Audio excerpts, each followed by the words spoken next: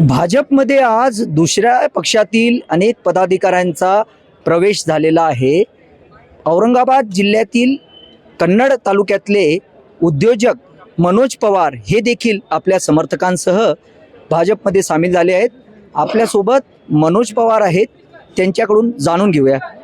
मनोजजी, तुम्ही भाजपमध्ये आज प्रवेश केला, तर काय काय समजून तुम्ही प्रवेश केला? मी भारतीय जनता पार्टीचे गेली 2014 पासून ज्या पद्धतीने प्रगती चाललेली आहे, ज्या पद्धतीने त्यांना महाराष्ट्रामध्ये अनेक उद्योग व्यवसाय क्षेत्र या ठिकाणी आणलेत, प्रत्येक गोरगरीब घटकांना न्याय देण्यासाठी त्या ठिकाणी आपले मुख्यमंत्री देवेंद्रजी फडणवीस साहेब तसेच बावनकुळे साहेब, चव्हाण साहेब आणि यांचे जे काही काम करण्याची पद्धत आहे त्या पद्धतीला पाहून आज आम्ही या ठिकाणी भारतीय जनता पार्टीमध्ये प्रवेश केला. तुम्ही अजित पवार यांच्या राष्ट्रवादी काँग्रेस पक्षात आहात, म्हणजे सत्तेतच होता, पण तरीही भाजपमध्ये जाण्याचं विशेश कारण काय? मी अपक्ष निवडणूक त्या ठिकाणी लढलो आणि ज्यावेळेस मी राष्ट्रवादीमध्ये आत्ता एक 4 महिन्यापूर्वी प्रवेश केल्यानंतर स्थानिक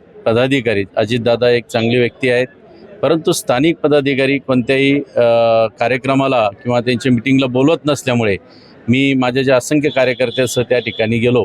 मग त्या ठिकाणी त्यांच्या गडबाजीमुळे मी भारतीय जनता पार्टीमध्ये प्रवेश केला. आता आगामी स्थानिक स्वराज्य संस्थेच्या निवडणुका होणार आहेत, तर तुम्ही भाजपला म्हणजे काय आश्वासन दिलं आहे? मी आश्वासन म्हणजे ऑलरेडी माझं संपूर्ण 368 आमचे तिथले बूथ आहेत तालुक्यामध्ये आणि शहरामधले 49 बूथ आहेत. या सगळ्या बूथचा विचार करता माझ्याकडे ऑलरेडी सगळे कार्यकर्ते आहे. भारतीय जनता पार्टी जे काही आदेश देईल त्या पद्धतीने आम्ही काम करू. तर हे आहेत मनोज पवार. भाजप जो आदेश देतील त्याप्रमाणे आम्ही स्थानिक स्वराज्य संस्था निवडणुकीमध्ये काम करू, असा विश्वास त्यांनी दिला आहे. कॅमेरा पर्सन शिवाजी काळेसह ताजेश काळे, टॉप न्यूज मराठी, मुंबई. विद्यादानाची उज्ज्वल परंपरा असलेलं विद्येच्या माहेरघरातील आदर्श विद्यापीठ टिळक महाराष्ट्र विद्यापीठ पुणे 2025-26 या शैक्षणिक वर्षासाठी प्रवेश सुरू. BSc AI and ML, BSc data science आणि MSc डेटा सायन्स.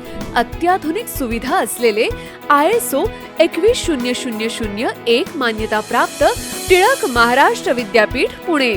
अधिक माहितीसाठी संपर्क 922300 2070 किंवा 922300 2071.